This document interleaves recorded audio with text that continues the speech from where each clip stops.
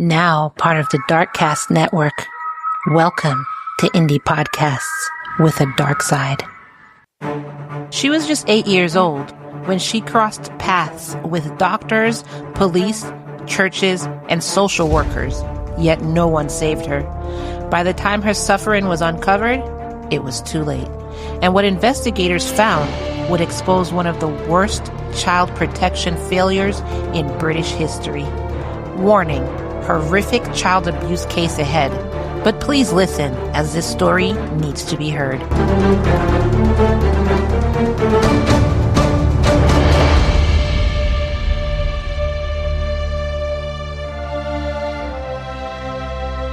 Welcome, lambs. Welcome to Love and Murder, Heartbreak to Homicide, your weekly true crime podcast telling you cases of relationships that become homicides.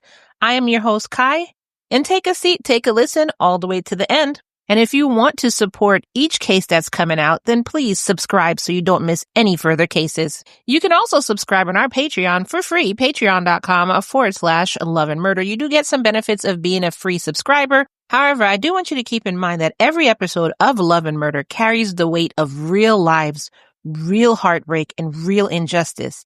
Supporting our Patreon means that you get ad-free episodes, bonus content, and access to everything we've built. But it also means that you're helping this show survive. It means the victims' stories keep being told, their names keep being remembered, and this work can continue. So if you believe in the mission, then go ahead and join our Patreon using any one of our bonus tiers, and you can be a supporter of Love and Murder. Patreon.com/Love and Murder.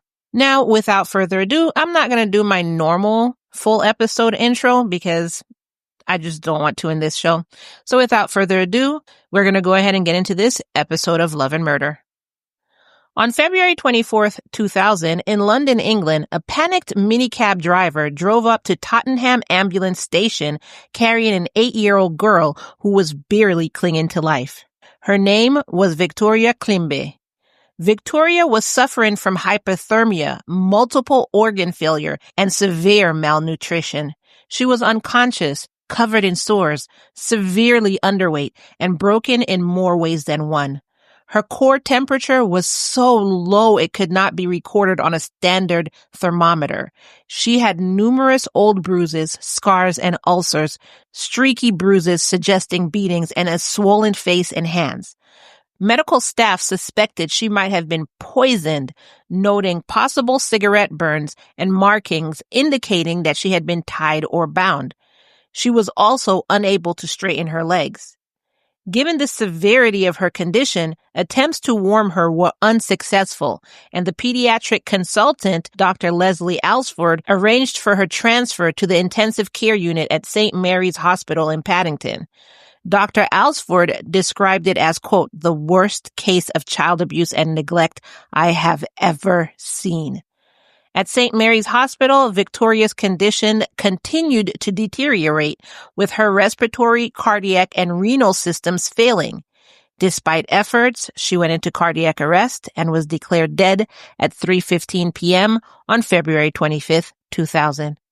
The adults who brought her in, her great-aunt, Marie-Thérèse Cauillot, and Marie's boyfriend, Carl Manning. And reports said they just stood by, showing a huge lack of concern. They did not care. Victoria Adjo Climbié was born on November 2nd, 1991 in Abobo, Côte d'Ivoire, which is the Ivory Coast. She was the fifth of 7 children and was raised by loving parents Berthe Amozy and François Climbié. She was described by her parents as a cherished member of their large, loving family. In 1998, with dreams of giving her a better education in France, her parents made a difficult decision and entrusted her to her great-aunt Marie, who was living in Paris. In France, Victoria started school. Her teachers noticed troubling signs during her time there.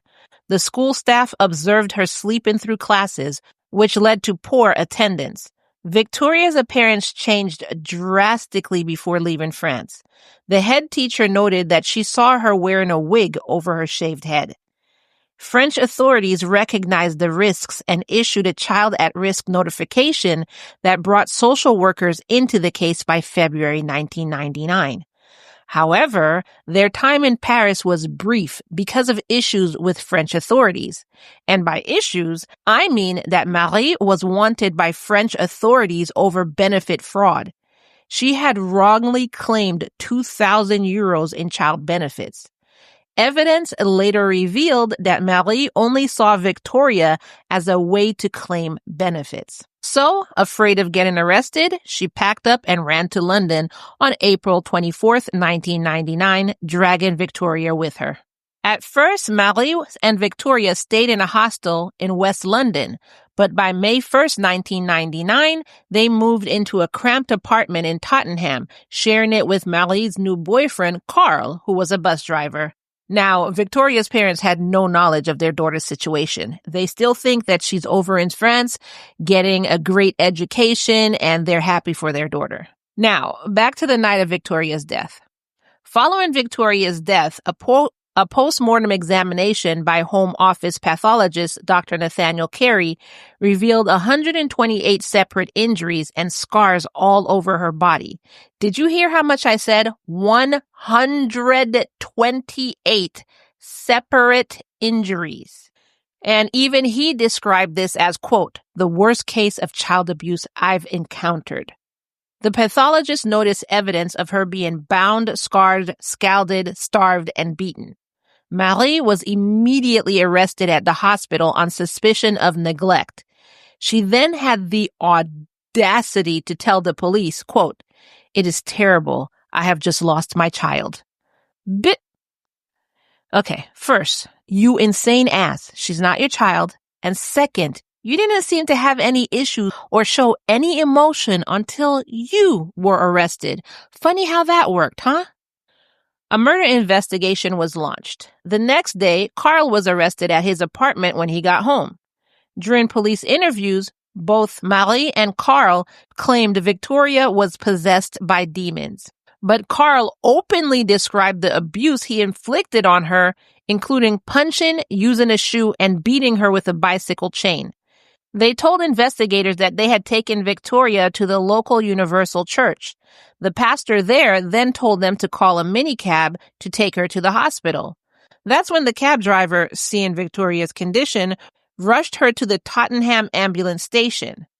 Manning also confessed to police saying, quote, you could beat her and she would not cry at all. She could take the beatings and pain like anything. Like he was freaking proud of this. And he's telling police that like they should applaud. Both of them were later charged with murder. Their trial started on November 20th, 2000 at the Old Bailey and lasted 2 months. The prosecution made it clear from the outset that blame lay not only with these two piece of crap adults that Victoria was entrusted to, but also with the child well, actually, let me roll it back. She wasn't entrusted to those two adults. She was entrusted to her great aunt.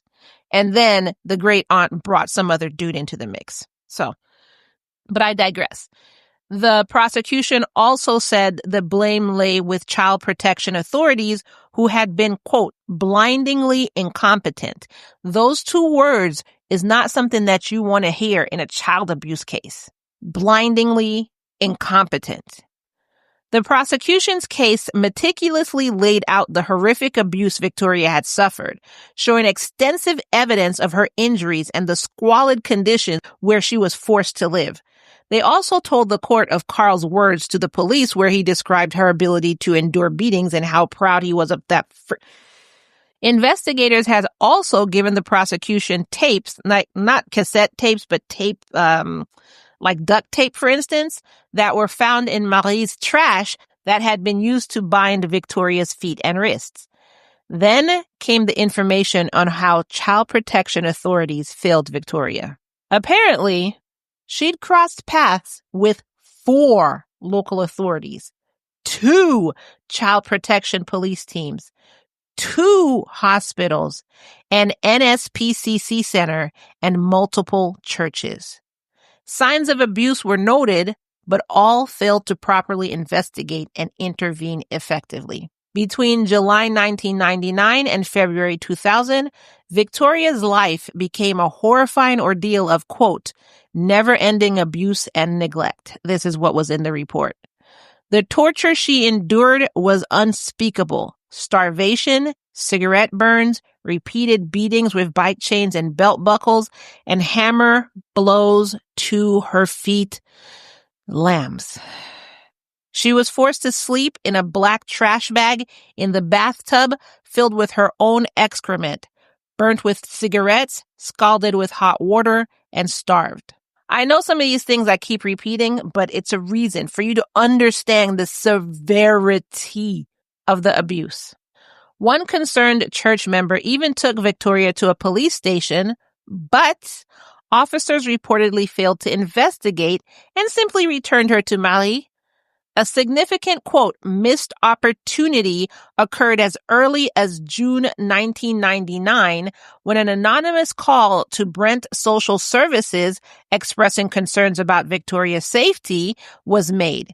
It was logged by Brent Social Services, but faced delays and mishandling, so basically nothing happened.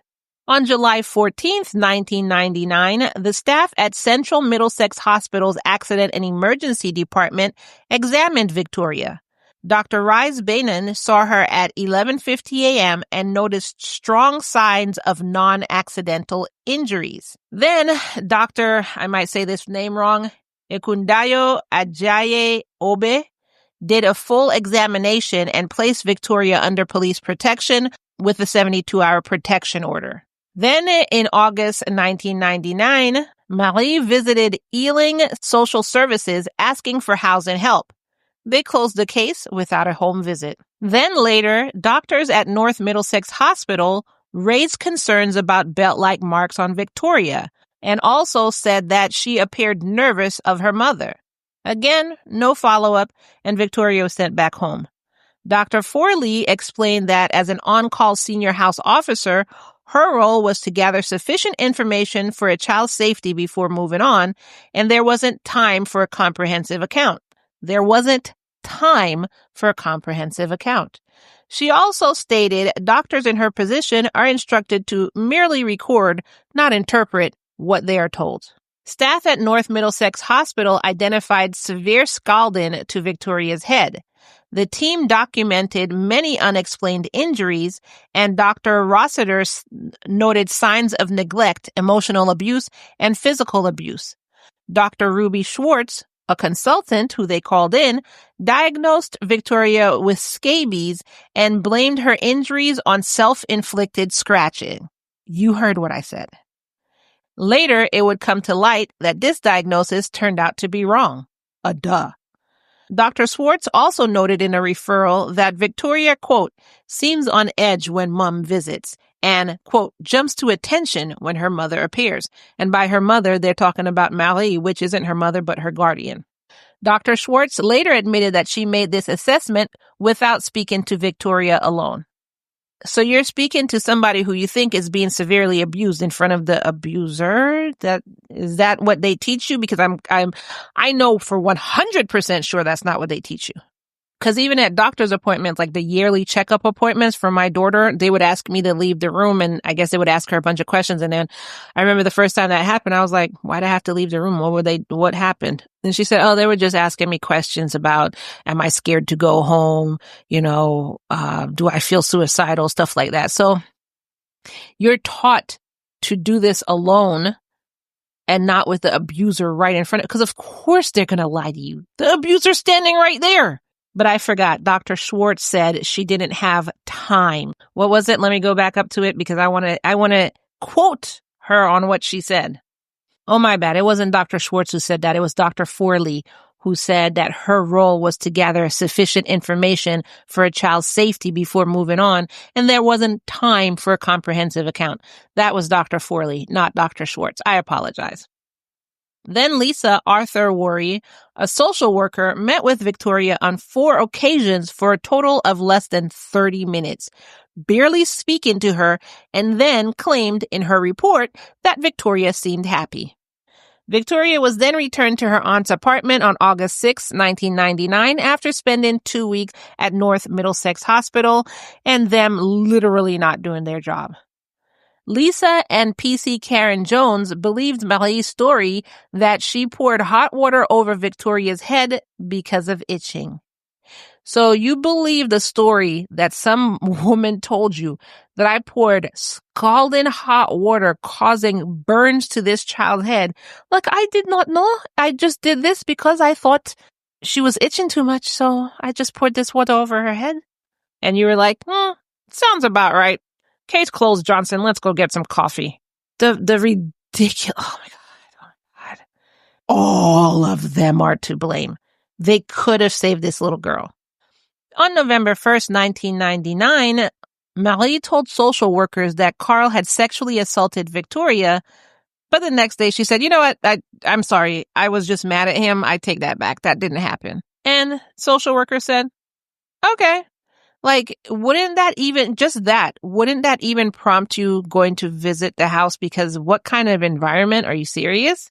Lisa, remember the social worker, said that she tried to visit their apartment 3 times between December 1999 and January 2000, but she was unable to.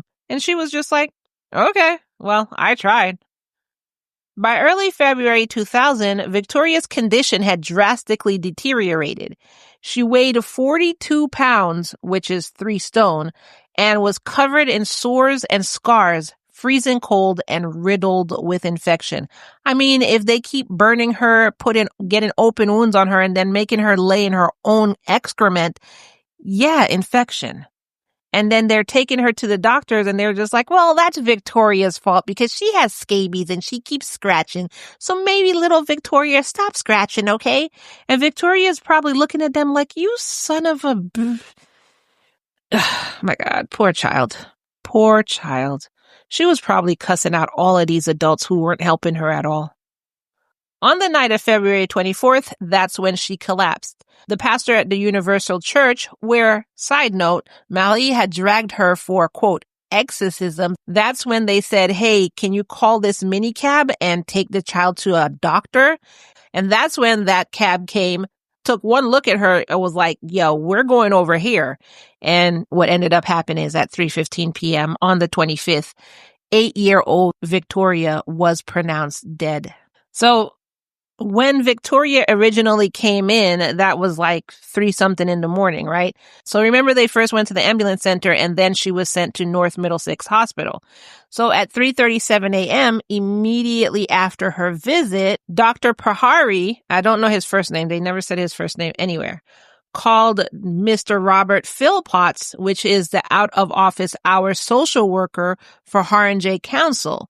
Dr. Pahari told social services that Victoria had been brought to the hospital in an emergency and was critically sick, requiring transfer to St. Mary's. Then he requested a follow-up by a duty social worker.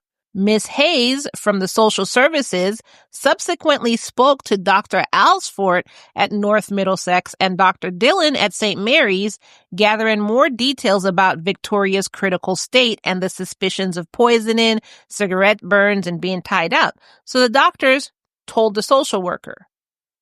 Meanwhile, on February 20th, the same day Victoria died, Haringey Social Services, get this, closed the Victoria case with management instructions to Lisa Arthurworry to, quote, complete appropriate paperwork, then NFA. And NFA stands for no further action. So basically they're saying, do the paperwork and we're done. That's it. You just got a call from a doctor that said this girl was critically sick and needed transfer to St. Mary's. They just told you they suspect that she was poisoned. They suspect this 8-year-old was being tied up, and they suspect she's being burnt with cigarettes. And you said, yeah, complete the paperwork and then no further action needed. That's what you did. Now, true to form, Marie denied all charges. Her defense hinged on the unbelievable claim that Victoria's condition was due to the fact, by what Marie says, she was possessed by demons. She said she'd taken her to the church, like I told y'all, to be exorcised because, as she said, the 8-year-old was possessed by evil spirits. This is what she said throughout the trial. 2 months of this. That's what she said. She said, I'm innocent. She was just possessed by evil spirits. Carl, on the other hand, denied murder. He said, I didn't have nothing to do with the murder, but pled guilty to child cruelty and manslaughter. I'm sorry. Because of the child cruelty, you murdered an 8-year-old. How are you going to deny murder but plead guilty to manslaughter? I mean, I understand, like, you're just trying to get off and have, like, the least amount of time in jail. That's why you would do that. But I'm sorry, sir. You pled guilty to child cruelty, and that child cruelty in turn led to murder. Let's be real with each other.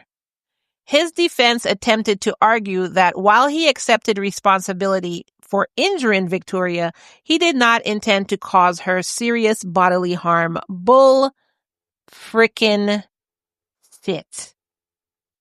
You beat, proudly might I add, an 8-year-old with a bike chain. And you were proud that she wasn't crushed. She could take a beating, man, because are you... I gotta calm down because I'm getting pissed. I'm getting really angry. I could not be his defense lawyer because then I'll be going to jail for aggravated assault. Because it would come a time where I think something in me would snap and I would leap over the table and just start beating him in the head with my binder. Like, I couldn't do it. Oh my God, I couldn't do it. Oh, okay. Calming down now. He said that he did not intend to cause her really serious bodily harm, and he certainly did not intend to kill her.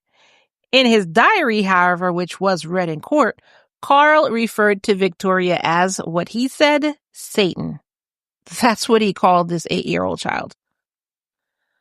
On January 12, 2001, the jury reached their verdict.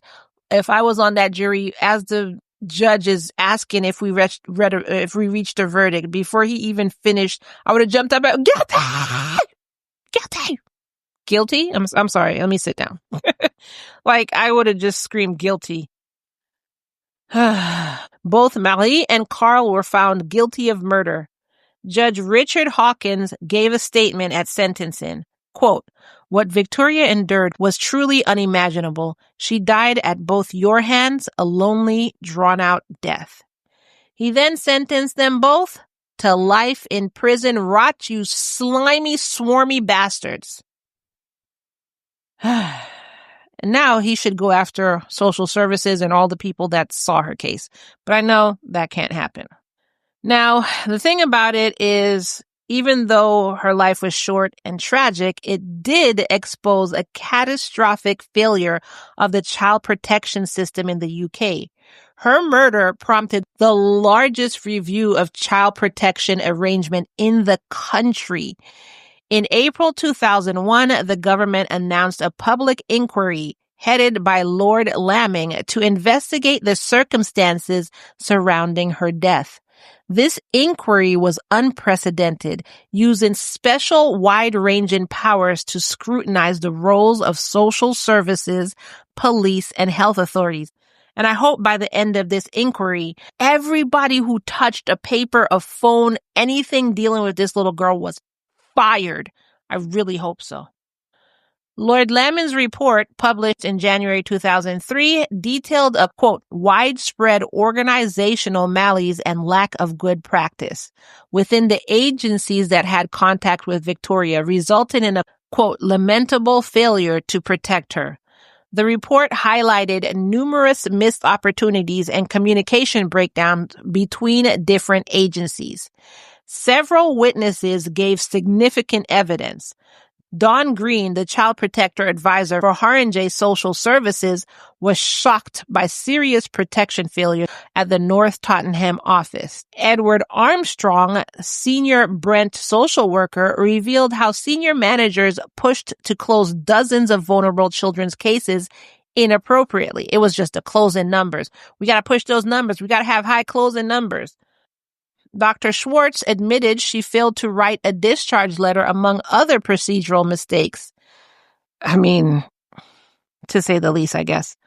PC Karen Jones didn't investigate Victoria's injuries after she believed Marie's stories about self-infliction. I mean, the final report listed agencies had, quote, blindingly incompetent practices, which is literally what one of the lawyers said in the case, the prosecution. Information was, quote, lost due to slips of paper. Slips of paper? Slips of paper? Were y'all writing this on napkins while you were eating your lunch?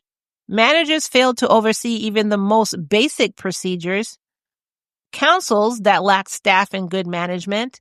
Low priority given to child protection.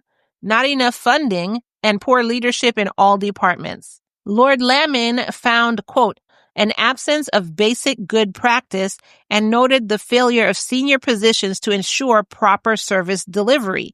He argued for a clear line of accountability, quote, from top to bottom, without doubt or ambiguity about who is responsible at every level for the well-being of children.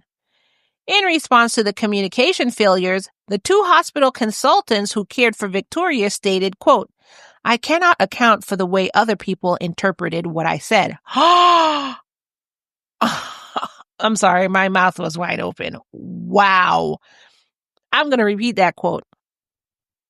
Quote, I cannot account for the way other people interpreted what I said. It was not the way I would have liked for it to have been interpreted. That was a quote by Dr. Schwartz. And also another quote, quote, I do not think it was until I have read and reread this letter that I appreciated quite the depths of misunderstanding. Wow. My jaw is on the ground. That was a quote by Dr. Mary Rossiter. So they're pushing the blame of other people. You didn't understand what I was saying, so I can't help how you interpreted what I read. I clearly said she was being abused, and you interpreted it as something else. I'm shocked. I'm shocked. I'm sorry. Y'all are going to have to bear with me because I need to go back through my notes and see what Dr. Schwartz said and if there's anything from Dr. Rossiter that I have in my notes to see how anybody clearly misinterpreted what they said. Okay, so let's go through Dr. Schwartz's notes now. According to reports, I'm not the one making this up, so nobody come for me. You want to see all my sources? They are listed on my website, murderandlove.com. So, according to reports, Dr. Schwartz diagnosed Victoria with scabies and blamed her injuries on self-inflicted scratches. So, she's saying it's not my fault you misinterpreted that I diagnosed her with scabies and blamed her injuries on self-inflicted scratch. I mean, I don't understand how else I'm supposed to interpret that, but my bad. I guess I should have said after you said it was scabies, I should have then thought that meant, oh, she was being abused. And her injuries on self-inflicted scratching, I should have thought that meant that her parents were burning her and beating her with bike chains. My bad. She did put in there that Victoria, quote, seemed on edge when mom visits and, quote, jumps to attention when her mom appears. But she also later admitted that she made this entire assessment without privately speaking to Victoria. So she didn't follow the chain of command or whatever you're supposed to do when you're dealing with abuse victims. But that's the quote you came out with? Okay, Lambs, I'm sorry. I had to then do a deep dive into everything Dr. Schwartz said. So I went back to my notes. This is going to make this episode a little bit longer, but I really had to go back and do a deep dive because I couldn't believe. So I'm going to bring out, this part is not going to be in like the story mode that I usually do. This part is just going to be like notes, and I'm going to bring out everything that Dr. Schwartz said in all of the reports. So let's go through it together. So Dr. Schwartz said, quote, I feel devastated and saddened that we failed to protect her and I was not more proactive in doing things. This was a quote that she said in regards to her role in the outcome of Victoria's death. Regarding the inquiry on Friday, October 12th, Dr. Schwartz admitted that she was, quote, responsible for a series of procedural failures in Victoria's treatment, which saw the girl return to her abusers. These failures included, quote, failing to write a discharge letter and delegating the social services referral letter to a locum senior house officer who stated there were no child protection concerns about the 8-year-old's case.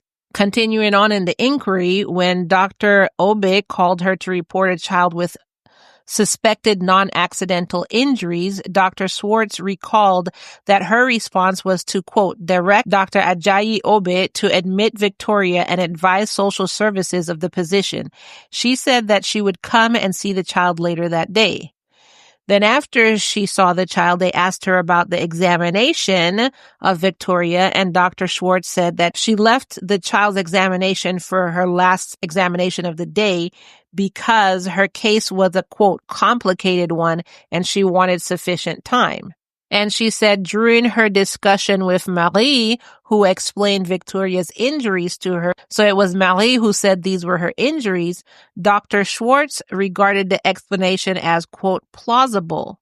And when in this inquiry they asked her about her scabies diagnosis, Dr. Schwartz said that, quote, what I found were the marks, particularly on her hands, the scratch marks, the areas that looked as if they had pus in, and the fact that there were scratches on the body as well. She said she was influenced by the resemblance to past scabies cases. Regarding Dr. Ajayi Obe's suspicion of physical abuse, Dr. Schwartz said that in her judgment, quote, neither the quantity nor the distribution of the marks on Victoria's body were indicative of physical abuse. Quantity or is it a certain quantity or distribution of the marks that turns into suspicion of physical abuse? Like, what? She also thought the hand marks looked like, quote, superficial scratches rather than cuts inflicted by a razor blade, and saw nothing significantly abnormal about Victoria's eyes. She also reported that she couldn't remember looking at Victoria's fingernails or asking Victoria if she scratched herself, and found no evidence of scabies burrows.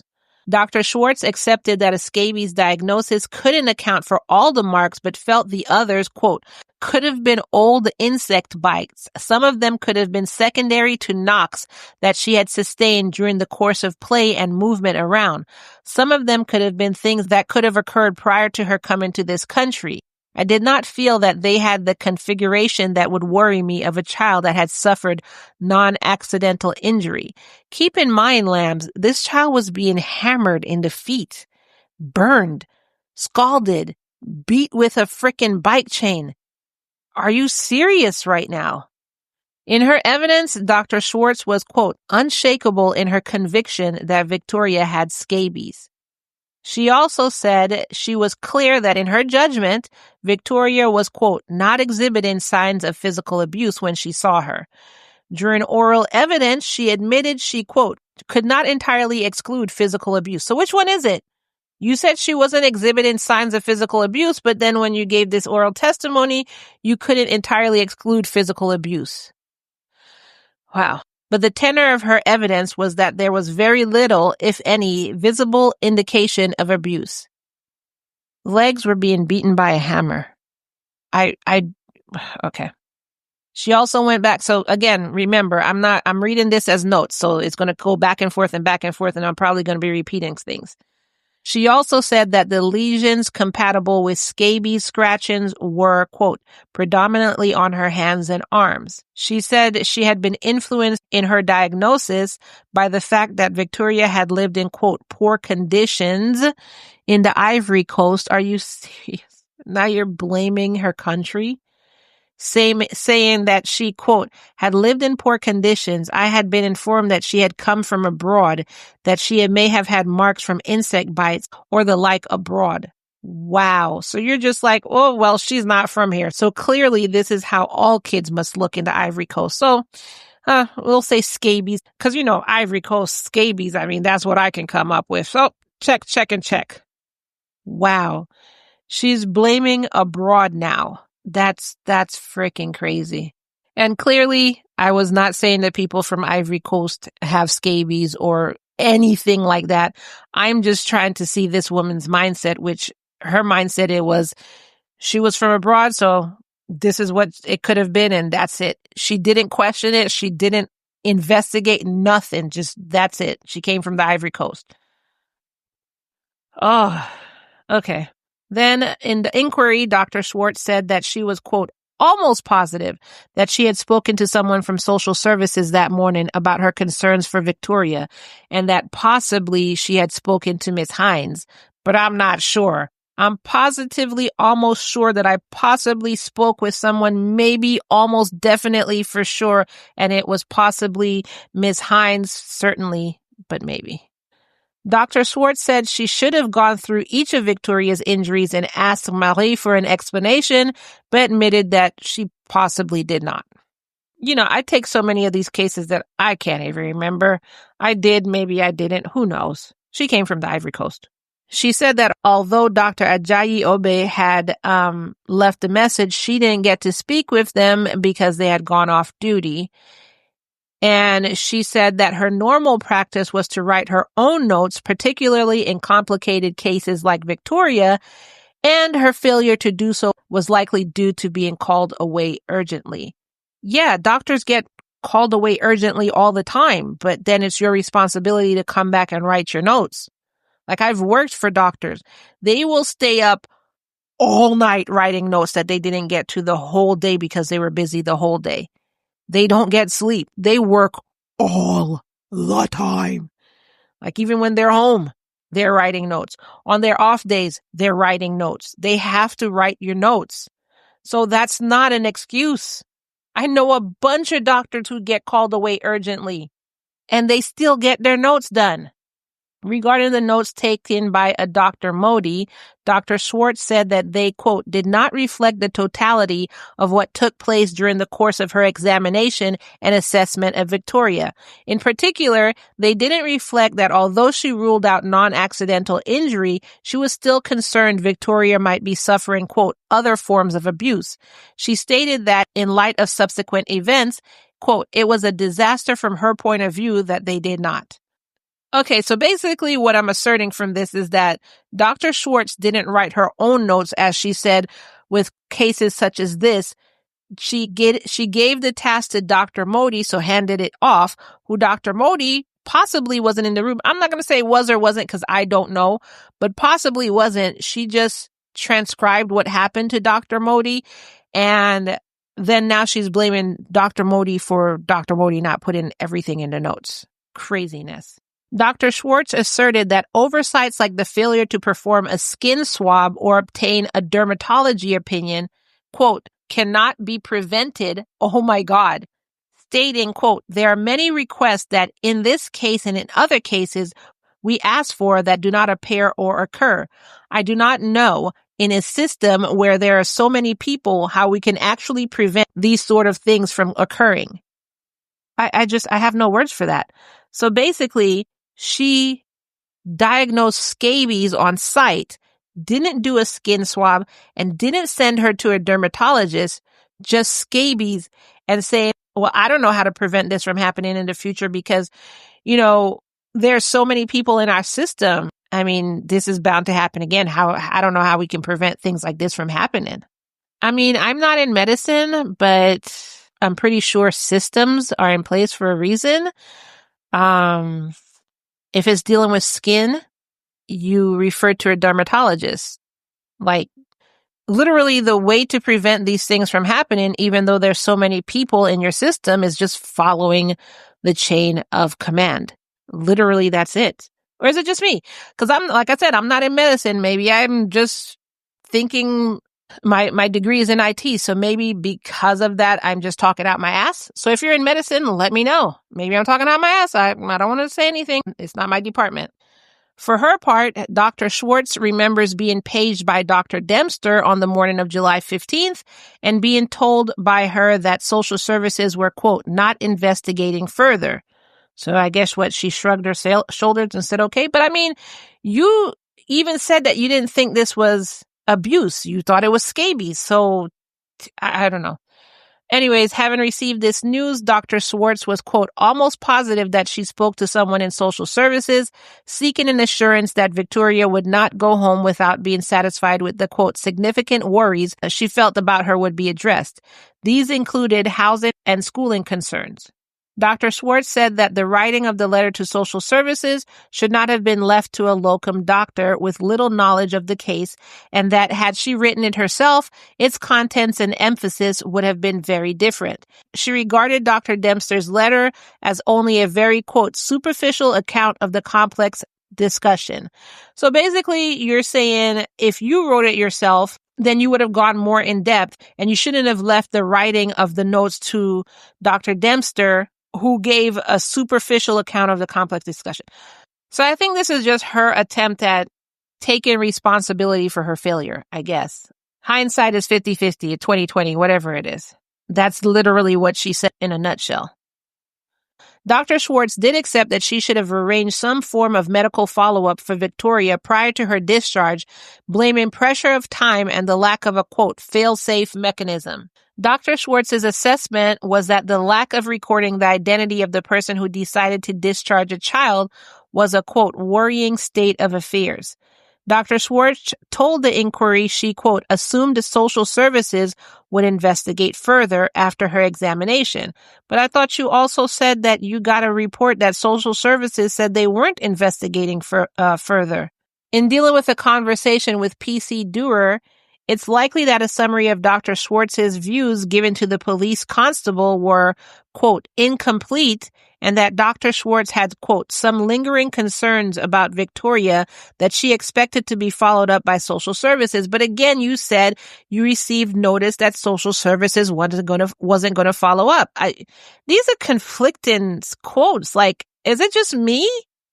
First you're like, yeah. Then you're like, no. Then you're like, I thought social services. Then you're like, I was told social services wouldn't. Like, she also said if questioned more closely, quote, it would have become clear that she had not satisfactorily accounted for all of the marks that had been noted on Victoria's body, so that physical harm remained a possibility. You said scabies. Dr. Schwartz told the inquiry she had, quote, never before viewed deliberate harm as a disease process or entity, and thus had never approached its management in the same manner as other childhood ailments with which she would commonly have to deal. However, she thought that there was merit in such an approach. Then, at the end, Dr. Schwartz stated, quote, I cannot account for the way other people interpreted what I said. It was not the way I would have liked for it to have been interpreted. I'm sorry, lambs. I had to do that little deep dive because I couldn't believe that quote. And apparently, wow. I don't know. Let me know what you thought about that up and down. You heard all my notes. Again, you just heard the raw form of my notes. Let me know what you thought about that. And I'm not even going to go into the deep dive of what Dr. Mary said. I'm not even going to do that. I mean, the deep dive into Dr. Schwartz was enough for my head. I have a headache because it's just sad. I guess she was trying to take account for her role in it, but also it seemed like she was also pushing the blame onto everything else. You know what I'm saying? That's what I got from all of that. Anyway, back to the case. R&J Council also reported that it couldn't assign social workers to 109 children in May 1999. 109 children were not assigned social workers. This was right before they took on Victoria's case. So they were already backlogged by 109 children. Brett Council's chief executive later admitted that social services department was, quote, seriously defective. Lord Lamon emphasized that, quote, information systems that depend on the random passing of slips of paper have no place in modern services. That's what I say. Remember I said slips of paper? What are you doing, writing this on a napkin? Like, why are you writing anything on paper? While many commentators focused on lack of resources, Lord Lamon argued that, quote, bad practice was extremely costly and that had proper procedures been followed, the necessary expenses would have been less. However, some, like Brent Council representatives, acknowledged that children's social work was underfunded. In all, Lord Lamon identified 12 key opportunities where Victoria could have been saved. Quote, there were no fewer than 12 key occasions when the relevant services had the opportunity to successfully intervene in the life of Victoria. Medical record keeping at hospitals also came to light in this case. A study showed that 94% of clinicians needed to create detailed and timely notes. 94. But at the same time, you have one doctor writing notes. And like Dr. Schwartz said, I have to agree with her on this. If an emergency happens, which usually happens to doctors, they have to run out. They can't write notes. So how do we rectify this? I mean, we could have two doctors there, or we could have a doctor and a nurse, the nurse to take the notes and write the notes, and the doctor will read over the notes.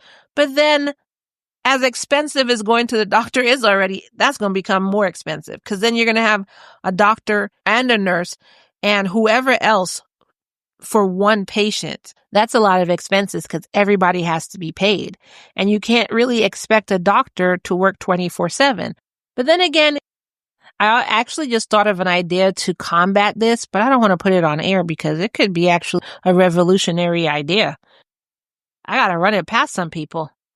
All right, continuing with the reports. The audit discovered significant gaps in how NHS trusts handles their documents. Children's medical records were not kept in one place by hospitals, which made communication between departments difficult.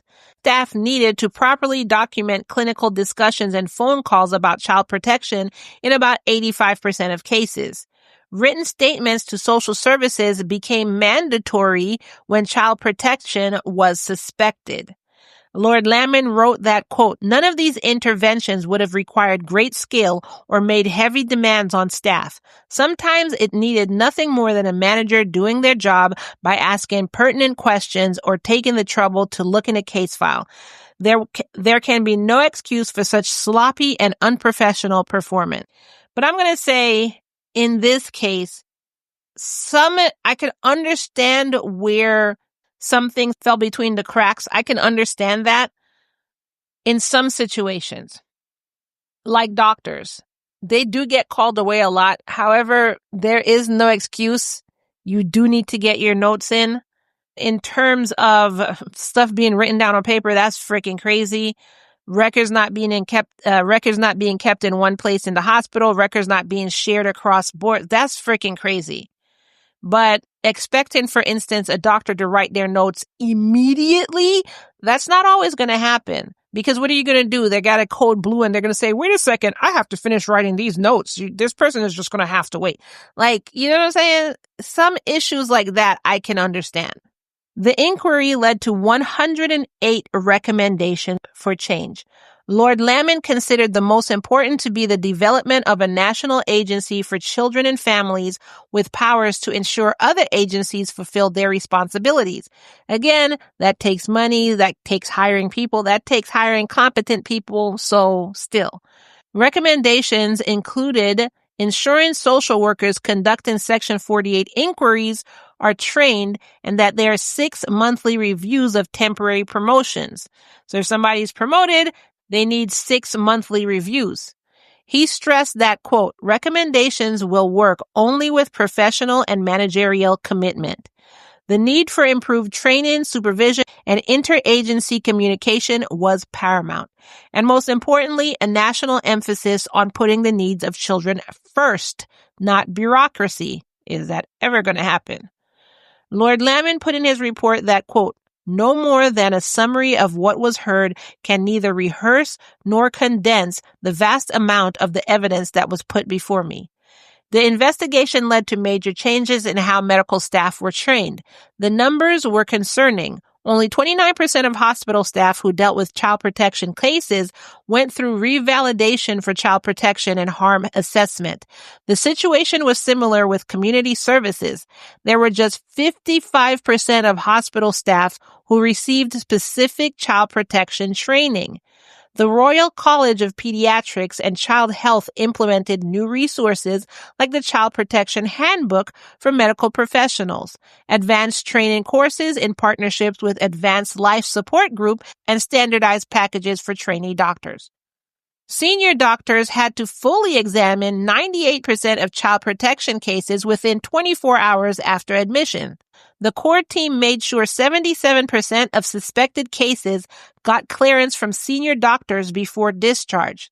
Documentation of follow-up plans at discharge became necessary for 78% of cases. In 2003, the Department of Health then launched the Every Child Matters program. This program created a new framework to protect children. This program wanted to achieve the 5 most important outcomes for children: staying safe, being healthy, enjoying and achieving, making a positive contribution, and achieving economic well-being. The Victoria case also led directly to the Children Act of 2004, which brought major changes to England's child protection laws. This new legislation created unprecedented safeguarding measures that focused on making agencies more accountable and promoted child welfare. Then in 2025, the Children's Wellbeing and Schools Bill made this requirement even stronger. In this, local authorities must keep registers of children not in school. Councils can now gather more information about children's education status, including their name, addresses, and educational arrangements, which is good because a lot of people who want to abuse their children do just take them out of school. Victoria's parents said they hoped her death, quote, would not be in vain, which apparently it wasn't, because it did lead to a lot of reform in the social services area, in the hospitals and stuff like that. So them calling for real change so that no other child will suffer like their daughter did seems to be taking effect. Unfortunately and sadly that it had to start with Victoria. But also 25 years later, the question still stands. Have we, as a whole, the world, not just England, even the United States, truly learned anything? I'm literally still doing cases of child abuse that fell between the cracks. And usually they cite short staff, overwork, the usual as excuses. So my question is, how can we fix the problems of being short-staffed when it comes to dealing with children? But also, maybe these people don't want to work in these sectors because many times their hands are being tied and they end up seeing the same abuse victims go unhelped, and the abusers walk out of their offices with smiles of triumph on their faces. And that is not even from cases that I've done. That is real life instances that I've heard from friends who used to work in these sectors. And they quit working in these sectors because of situations like this. I think I told y'all of a story. One of my friends from high schools, their dream was to become a lawyer. Throughout the whole high school, that's all this person ever said. They finally became a lawyer. They became a lawyer for children, a child advocate lawyer. And they ended up having to quit because of loopholes in the law and this with the law. They kept seeing the child go back to abusers. And one of these abusers did turn around and smile like, you're not going to win this. You're not going to do anything. This is my you know what I'm saying? They show this on Law and Order. You think it's just TV? They have to get this content from somewhere. And now I'm not saying this is the only issue, because there are lazy people and there are people in the profession just for the paycheck. Like literally they could give a damn. They're just there to get paid and paid their bills, and so many other issues. So my question is, how do we resolve this? Every time a vulnerable child slips through the cracks, it feels like we haven't done enough. And Victoria is an example of a child who was failed by the very systems who were meant to protect her. Yes, there are some changes going along, but I bet you right now I can find you a case in 2025 of a child abuse victim that still has the same issues that Victoria did. But it's on all of us to make sure that her death was not in vain and the words "never again" actually mean something. So how should we go about doing this? This is the question. If you suspect child abuse, call the Child Help National Child Abuse Hotline at 1-800-4-CHILD or 1-800-422-4453. Or you can go to childhelp.org. All calls are toll-free and confidential, and the hotline is available 24/7 in more than 170 languages. Today's case was another reminder of why Child Abuse Prevention Month matters. If you learned something, felt something, or just need to talk about it, share this episode. Keep the conversation going and keep Victoria's story being told, because this might help a child in need. And that is all I have for you today. I know this episode was longer than it normally is. And I know you went through some case notes with me. And I know you went through it with me in your emotions like, oh, I couldn't even. So thank you so much for joining me. At the end of this episode, I'm going to try something new. 2 things you could hear at the end of this episode. I am going to have a commercial guest as I normally do. And after the commercial guest, you'll get a preview of a bonus episode that I have in the Patreon. So you can kind of get a feel of what awaits you in the Patreon. Patreon.com/love and murder. And before you ask, like some people have asked, why do I shout out my Patreon? This is my job. Patreon is part of how I get paid. You go to work, you do your job, you get paid. I come to work, I do my job. This is how I get paid. Do I do this for the money? No. I do this to get the victim story out there. But I still also have to pay my bills, because without electricity, I can't record. Without internet, I can't record. Without a lot of the stuff that I put into this podcast, I couldn't even do the podcast. And then I do have a family to help take care of as well. So this is why I push the Patreon. And this, I know not everybody asks this, but there are some people who ask. So other than that, thank you for listening all the way to the end. Thank you for being a supporter of Love and Murder. Thank you for your time. And as I remind you at the end of every full episode, it's, say it with me now, all love and no murder, y'all. Stay tuned for my commercial guest and for a clip of one of our bonus episodes. Bye.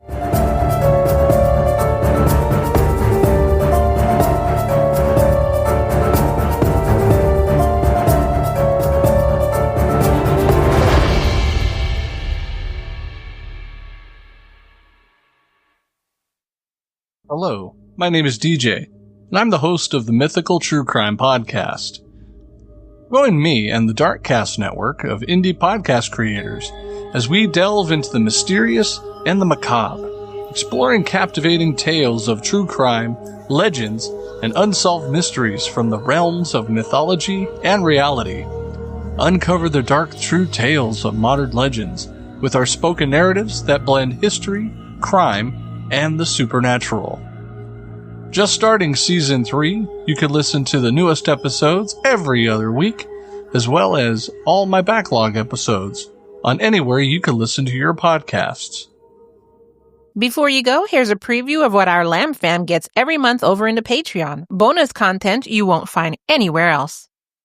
The headline that brought me to this was, substitute teacher Carissa Jane Smith paid kids $100 for sex and bribed them with drugs after giving class her Snapchat.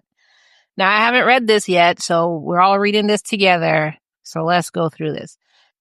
Carissa Jane Smith, 30, was arrested on Tuesday and charged with 19 crimes involving rape, sodomy, sex trafficking of a child, and sexual contact and misconduct with a student. Look at her dumb face. I'm sorry. I just don't like her face because of what she did.